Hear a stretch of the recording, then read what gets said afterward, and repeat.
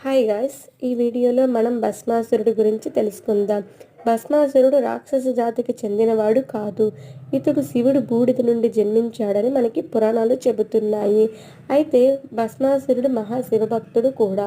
ఇతడు భక్తికి మెచ్చిన పరమేశ్వరుడు నీకు ఏం వరం కావాలో కోరుకోమనగా, నేను ఎవరి తలపైన అయితే చేయి పెడతానో వారు అప్పటికప్పుడే భస్మం అయ్యేటట్లు నాకు వరం ఇవ్వమని అడుగుతాడు. సరేనంటాడు పరమేశ్వరుడు. ఆ వరగర్వంతో విర్రవీగుతున్న భస్మాసురుడు ప్రపంచాన్నే భయపెడతాడు. తరువాత శివుణ్ణి కూడా భయపెట్టడానికి ప్రయత్నిస్తాడు. శివుని తలపై చేయి పెట్టి శివుణ్ణి కూడా అంతం చేయడానికి ప్రయత్నిస్తాడు. ఆ విధంగా ప్రయత్నిస్తున్న సమయంలో శ్రీ మహావిష్ణువు మోహిని అవతారము ఎత్తి భస్మాసురుడు ముందుకి వస్తాడు. తన అందచందాలకు ముగ్ధుడైన భస్మాసురుడు నాతో నృత్యం చేయమని అడుగుతాడు.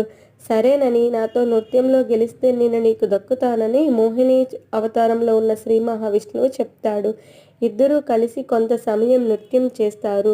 శ్రీ మహావిష్ణువు మోహిని అవతారంలో నృత్యం చేస్తూ చివరిగా తన తలపైన చేయి పెడతాడు.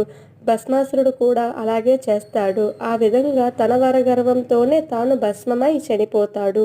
ఇది భస్మాసురుడి కథ.